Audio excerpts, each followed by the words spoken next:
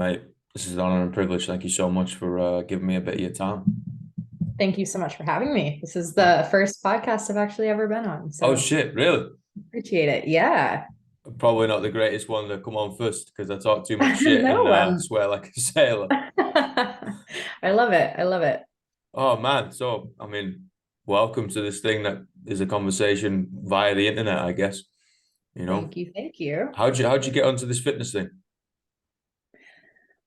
So I grew up as a gymnast Mm, competitively, which if anyone has done competitive gymnastics, it's kind of like a full-time job for a kid. yeah, Uh, you're in practice 5 days a week, 5 hours of practice. It's time consuming. It's kind of your whole life. You don't really do other sports while you're in it. And so I was in that for a while and eventually just kind of fell out of love with it, coupled with some injuries. And so I wasn't in gymnastics anymore. And I was doing high school sports, volleyball, track, but I was kind of just looking for something more since gymnastics had consumed so much of my time. So now I had these massive gaps in my day that I didn't know what to do with. And so I kind of just started going to the gym and playing around. Really no idea what I was doing at first, but got really interested in it. And then with the whole world of social media, I kind of came across, the corner of the internet that's actually a huge corner of the internet full of fitness professionals and just people who enjoy fitness and are posting on it for fun. And so I found that, and I kind of found myself a little bit in the bodybuilding community at first. And so I was on that train for a while, never competed, but it was kind of like, oh, okay, these people, they have their neat little box of bodybuilding and like they train this way and they eat this way and they're friends with each other and they all kind of like have the same lifestyle. And so it was just something that kind of gave me a sense of like belonging and community and taught me a lot about lifting in the beginning when I really didn't know too much about what I was doing. So that lasted for a bit until I kind of just wanted to do more, you know. And I found CrossFit, which I saw you're a CrossFit level 3 trainer, right? yeah, I am. Yeah, You're level 3. Yeah. So I got into CrossFit for a while and I really liked the community aspect of that and just being able to do more than just like 4 sets of 10 of this, 4 sets of 10 of that. Like I liked the variable parts of it. I liked doing the cardio and the lifting and like just everything. And it was fun. It was really fun. And, then I dabbled a little bit in powerlifting and I competed. And then somewhere along the line, like 6 years after I started lifting, I decided to start running. And that's kind of where so if you, my Instagram, mm, I'm kind of, my whole thing is kind of like do both, be both. And so when I got into running a little bit and started pairing it with lifting, it kind of like rocked my world because I was like, in the bodybuilding and powerlifting communities, there's such an emphasis on like cardio kills your gains. And like, if you do too much cardio, you can't be strong and you're going to lose yeah. all your muscle. And like, we all just hate cardio over here. And like, we only do it to lose weight, blah, blah, blah. And so when I started running and finding enjoyment in it and learned that I could actually pair it with my lifting in a way that wasn't counterproductive for either, it was just really cool. And so that kind of catapulted me into the world of hybrid fitness, which is now the corner of the internet that I guess I identify with now and, ever evolving, but it's really fun. And that's kind of how I got into it. It's a super fascinating. Yeah. I'm going to use the term niche within fitness, but I don't Mhm. think it's specifically like a niche. I think it's fitness in general, right? Like it was kind of brought Right. to the limelight with CrossFit, and then just taken off with everybody else who was like, I want to go do other crazy stuff, Right. OCR training and stuff like that. They do obstacle races and tough mudders and ultra marathons and stuff like that. It's like, yeah, but we're going to do mountains. I was like, I can't Mm-hmm. just get on a road or a treadmill and run for what 17 hours. I need to be Yeah. able to ruck and carry stuff with me and then, pick up this rock and get up and down terrain. And it's like, oh, Right. okay, cool. So there's going to be an element of strength in there. And then there's going to be some sleep deprivation, which, in the Mm-hmm. mainstream books is not good for you. You should something that you Mm-hmm. shouldn't be doing. And it's like, well, these folk are doing it. And what is the realm of possibility here. And I think it's such a fascinating concept to play around with, and such a fascinating philosophy to practice, right? And that's something that turned me on to you. It was like the art of doing both. All right, well, how do we Right. practice the polarities? You know, it's like, oh, I'm going to go out for a run, but I'm also going to be able to squat and deadlift and overhead press and Olympic Right. lift and maybe do some like core, and you know, and I think that's inevitably you strip it all back. That's old Soviet style GPP, right? It's Mhm. you're going to be able to do everything.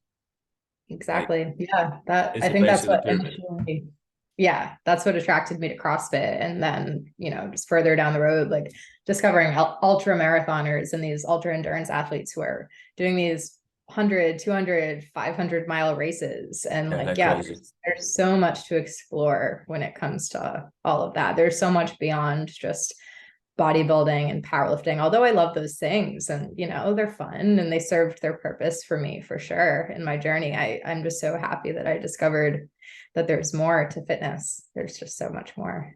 Yeah, and it poses a lot of questions, right? Because we don't know the best way to train for these sort of things, because a lot of the time they've never been done, or at least never been documented. You know, Yeah. like maybe someone did it 5,000 years ago, you know, on a whim, but they've never been documented. So we don't Yeah. know the ideal body type. We don't know the ideal nutrition protocol. We don't know the ideal training philosophy and protocol to get there, you know. So it's like, well, I guess let's fuck around and find out, you know. And if we Yeah. and if we don't get there, we document what happened and be like, well, I don't know, maybe I just like talk to somebody who knows a couple more things. It's like, where's the holes in this? Yeah. Maybe try this next time. You're like, sweet, I'll try it again in 6 months' time, you know. Right. It's so Lots of fascinating. experimentation. Yeah.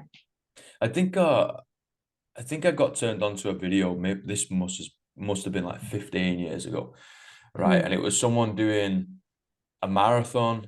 They did some sort of like uphill bike, and they Okay. deadlifted um I think 500 pounds, which is like 227 Yeah. kilos. And they did it Wow. like one after the other, right? Yeah. And they were out in Australia. Fuck, I can't remember I can't remember what it was, but I remember coming to this video about 15 years ago. I was like, this is possible. Yeah. Somebody can deadlift 500 pounds, like 227 kilos, then go for a bike ride, then do a marathon and Done a not marathon. die. Yeah, that's crazy. That's like, that is fitness, right? Like being able to do it all, being able to run the marathon, like deadlift the 3 times your body weight or whatever it might be. Yeah, it's really fascinating.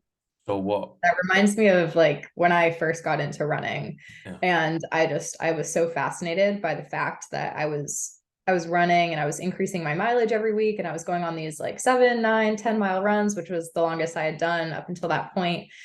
And then I was still in the gym and I was like, oh, I'm still hitting PRs and I'm still, deadlifting like 300 pounds. And like everything that I've heard on the internet up until that point had told me that that wasn't very yeah. possible, just because of the little like niche communities I was involving myself in. So it was really cool when I started noticing that. And I remember the first ever time I ran a half marathon, I was like, all right, I'm going to run a half marathon and deadlift 3 plates. So 315 pounds, whatever that is in kilograms, 143. within like a couple of days of each other. And I did it. And I was like, I'm so cool. Like, this is the shit. Like, this is awesome. And yeah, it's just so cool to see what you can do and trying to push the extremes on both ends. 1,000%, you know. Yeah. And I think the point is, you know, we're not trying to peak performance specifically for one thing, Mm-hmm. right? Like we know that peak performance is going to be somewhat blunted. You know, that's not going to be the max weight that you will genuinely be able to pick up, you Right. know. But yes, paired with this other modality, that's going to be the safest, you know, position that you can put yourself in to be able to knock out and accomplish those two things in the other on the other side of the spectrum, right? But I think, Exactly. you know, again, the point is not to hit the peak of the pyramid. The point is to build the base as wide as you can, because the pyramid's going to go up, Yeah.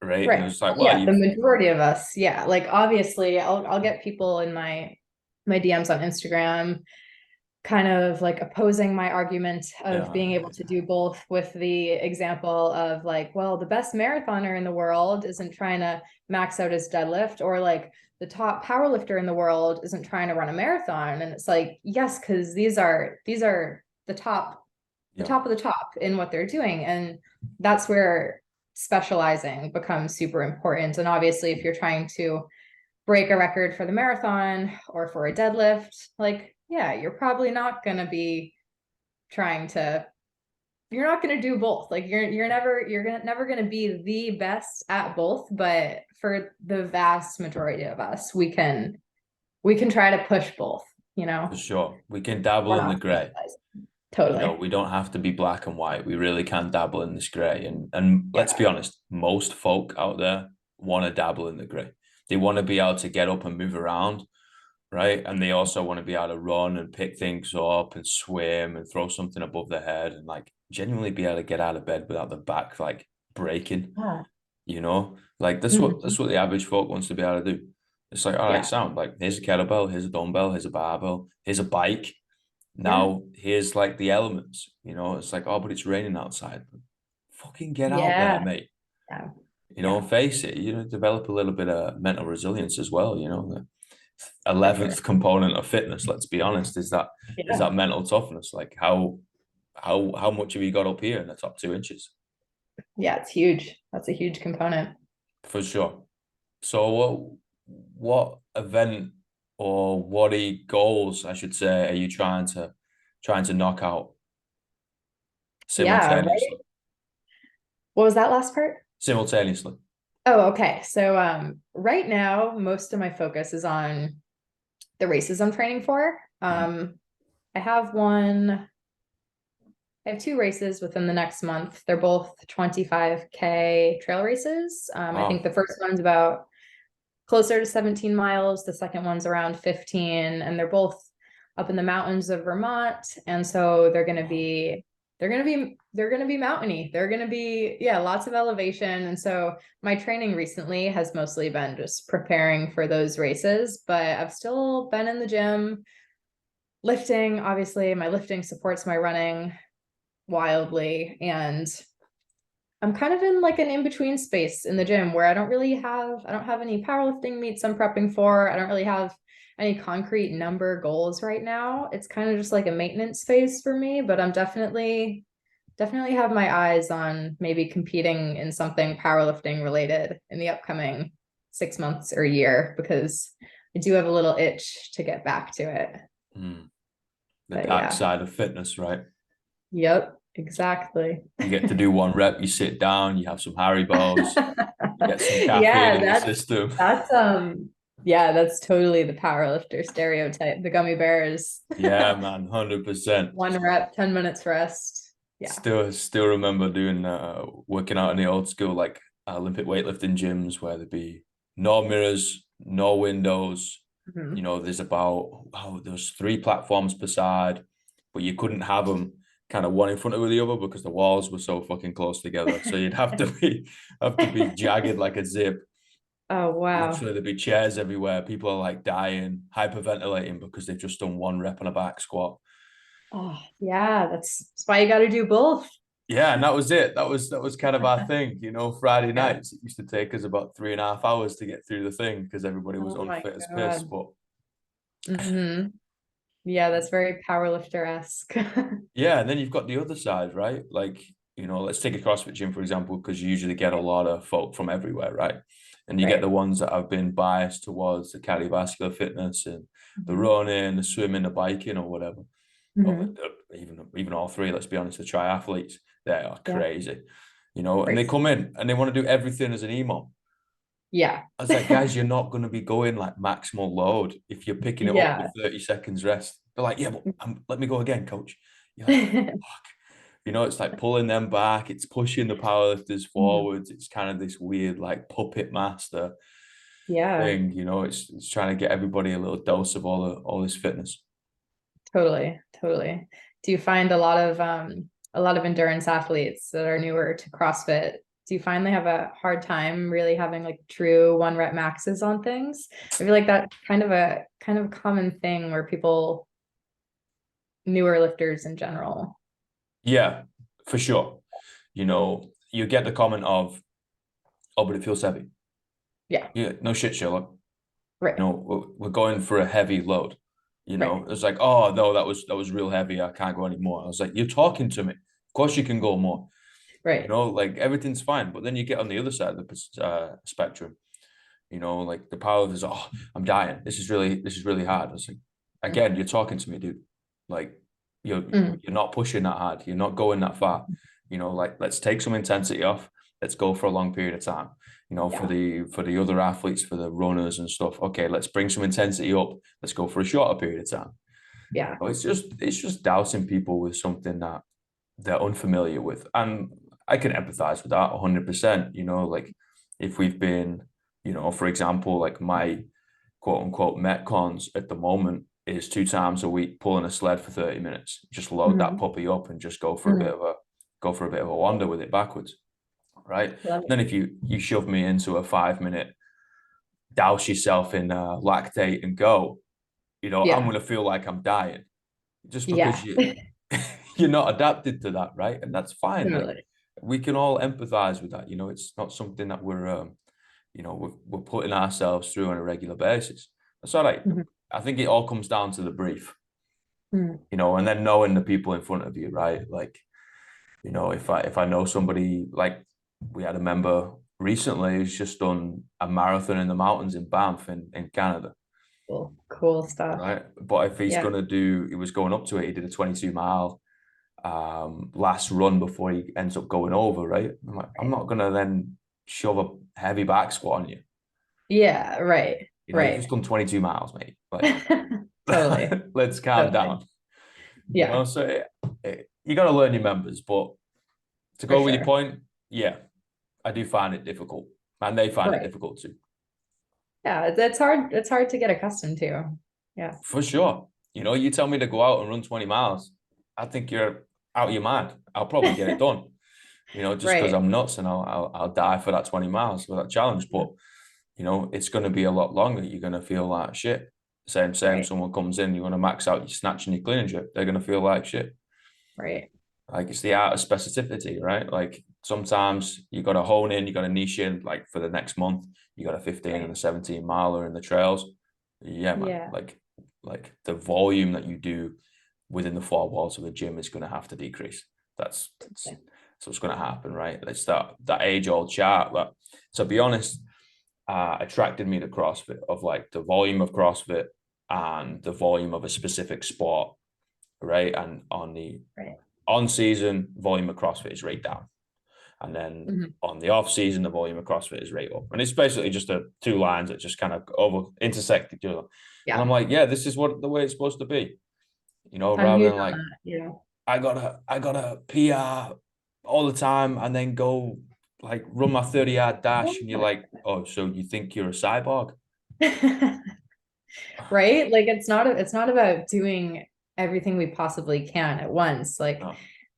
when you're in this hybrid area of fitness, this concurrent training space, it's all about seasons and just it's all going to be there. So you can push in one area and pull back in another and maintain it, or vice versa. And you know, they're both going to be there at the end of the day. And so it's all about just taking it in seasons, learning how to balance volume. And yeah, like in these, especially last 2 to 4 weeks before my races, I'm pulling back volume in the gym for sure, but I can keep intensity there. I can still go heavy. I can still show up in the gym. I don't have to completely cut it out. It's just a balancing act.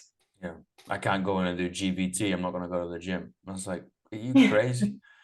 Maybe Right. do 3 ones, you Right. know, building up to what, 87%, Yep. 92%, something like that, right? You want to feel Right. something, you know, Right. stimulate, don't annihilate at the end of the day. That's the Yeah. age-old I saying, like that. right? I Don't like just that. absolutely rip yourself to pieces. Like there's, Hmm. you know, you get those sickos out there, and I got to hold my hands up. I'm one of them that likes to crawl out of the gym Yeah. fucked up. I was like, Yeah. that's I great, but feel you. that's at the start of a training cycle. You know, when Hmm. volume is just through the roof, you Hmm. know, and we're like, okay, well, this is survival. Let's just try and get through this. And then as the season goes on, like you said, like we're gonna have to just ebb and flow, and I Right. think it's important we all have a bigger picture, For and sure. relating it back to everyday folk that don't want to do 17 miles in the mountains, which is a bit crazy.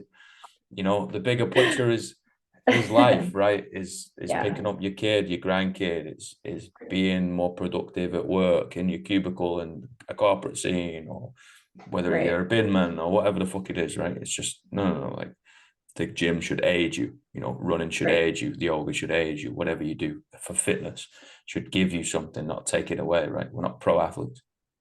Absolutely. Why do I you do what agree. you do though? Ooh, well, do you mean training or, like being this person Let's on Instagram or? well, let's go training. And then also, why do you want to pursue this field to, Hmm. I guess, help people, right? Like that's what most people get into this field for. Yeah, yeah, definitely. I love educating people to whatever extent I can within my scope. And that's at the end of the day, really why I'm on Instagram, doing what I'm doing, just educating in whatever way I can, because I'm in a field so saturated with a lot of bullshit, honestly. And I mean, that. We all know that at this point, but it's still hard to usually determine who's credible versus not, and what's true and what's fake, and because there's so much nuance in everything. And so I'm really just there to educate as much as I can. And yeah, and I'm pursuing the field because I love it. I truly do. I love learning about it. I love educating. And yeah, yeah. I mean, I train. I think training really just, it keeps me level. I don't know what I would do if I didn't train, really. It's just become such a huge part of my life, and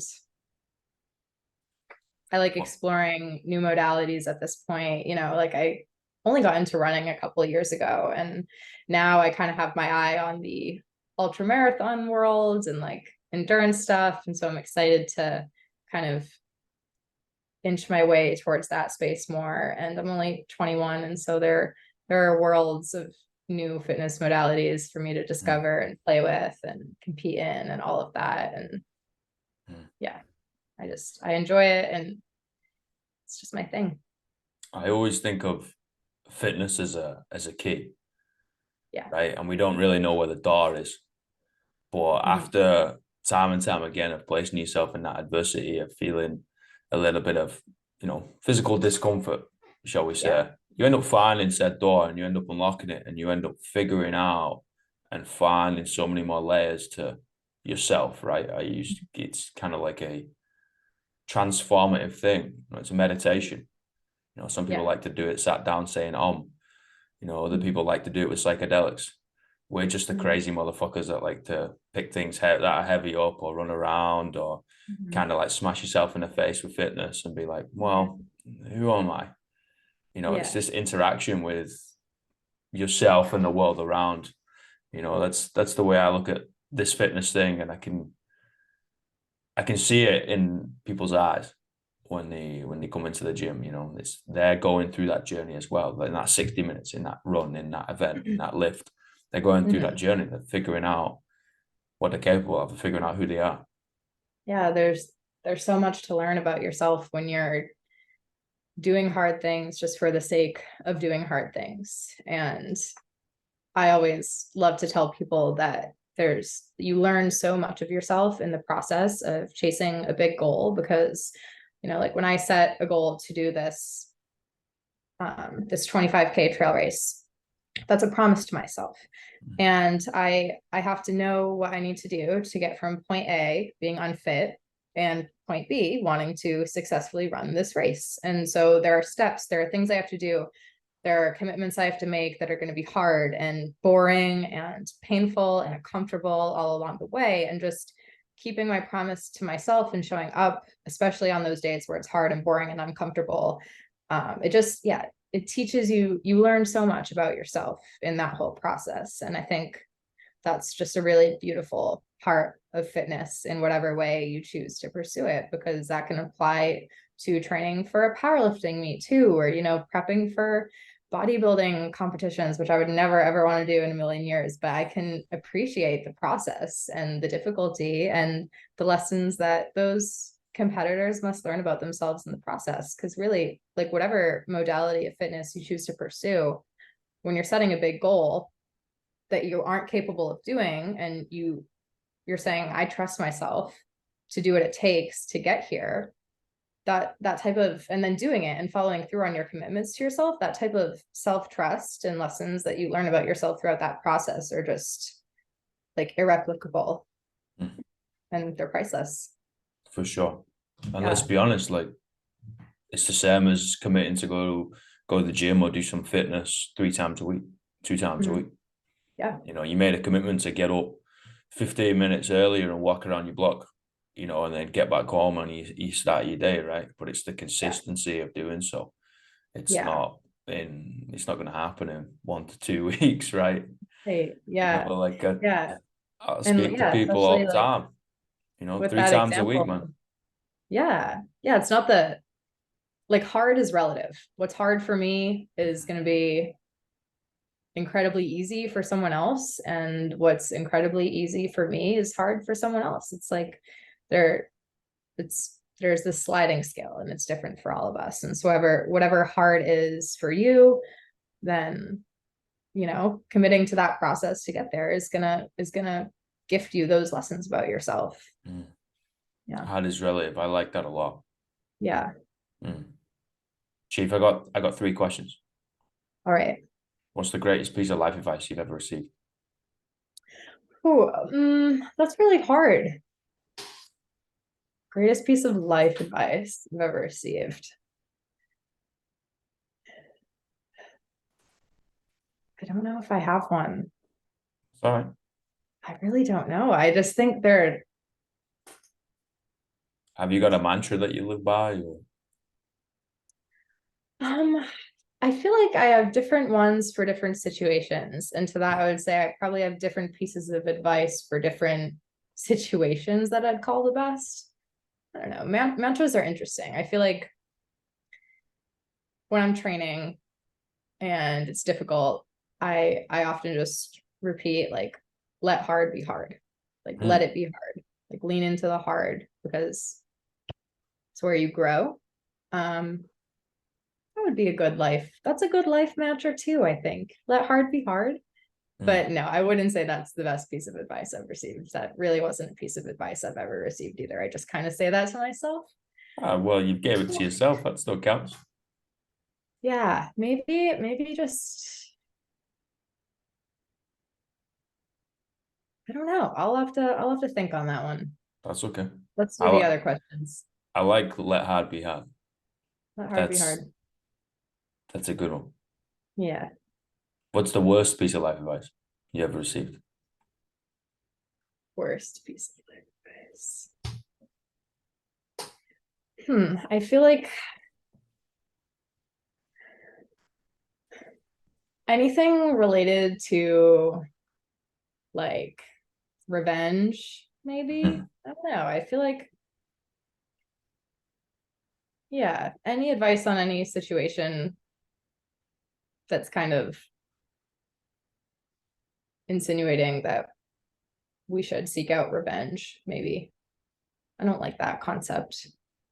I feel like that's such an abandonment of my values and my self-peace, and so it doesn't really sit right with me. Not that I'm saying anyone's ever told me, like, seek revenge, but there are subtle ways that it gets worked into conversations quite often, and so maybe that.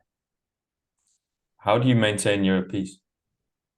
How do I maintain my peace? I think just living in alignment with my values, my core values, and that kind of that maintains the peace for me.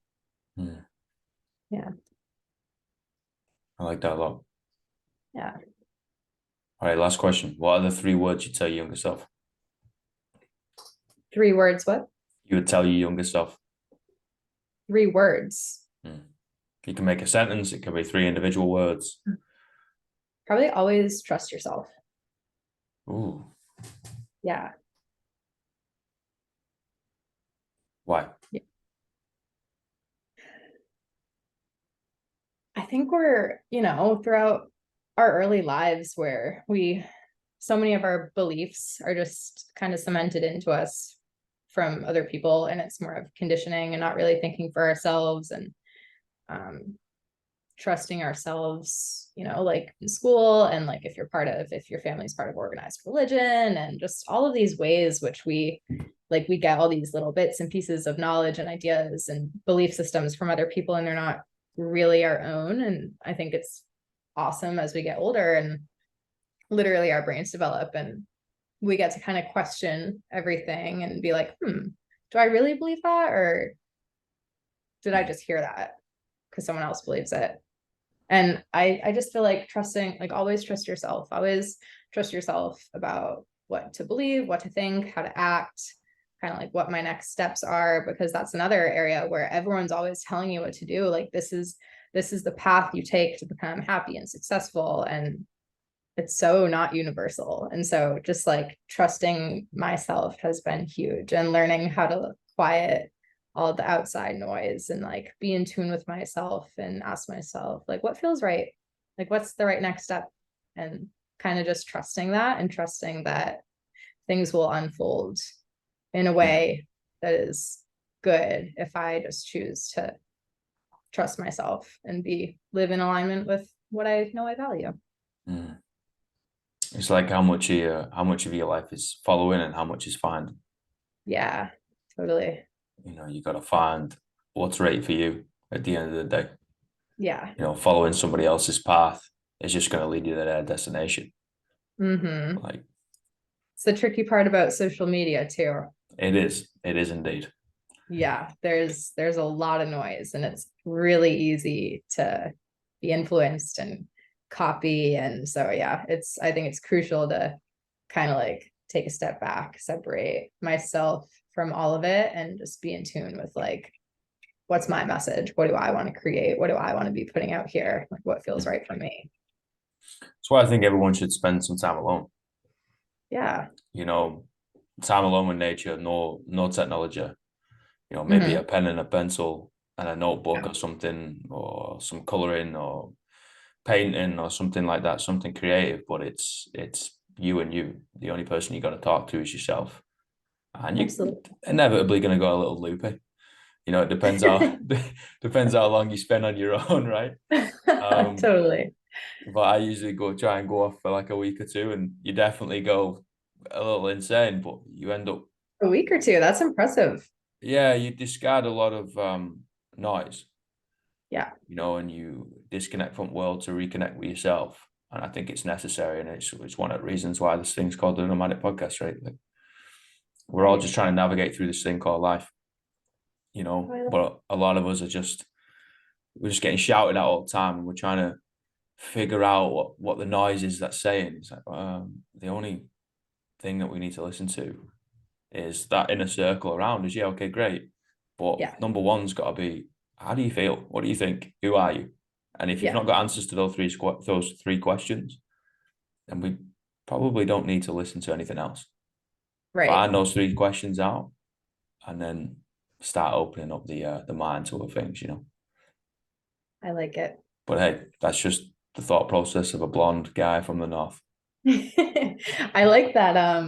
I like that you connected that back to your podcast name. That's really interesting. I wasn't sure why it was called the Nomadic Podcast. Yeah, yeah. It's I move around a lot. I've probably been in like 25 to 30 different locations of like recording Wow. these things. Um, yeah, and like life's a journey, right? Like I Yeah. think stagnation is death. Mm. And we've got to Mhm. be able to keep going, man. There's a lot to learn out there. There's a lot to learn from people. There's a lot of beautiful souls out there. Rather than Absolutely. getting bogged down in the weeds, maybe we just lift our head up over the trees and we can finally see Yeah. what's on the horizon. Oh, that's lovely. But like I said, fuck, who knows? I'm only a northern guy. Mate, this has been That's an honor and awesome. a privilege. Thank you so much for your time. Yeah, thank you so much for having me. I really, really appreciate it. It was wonderful to talk to you. Always welcome back. And whenever I get to East Coast, I got so many people I got to drop in and say hello to, and I'll make sure I do Yeah, a road trip, totally. mate.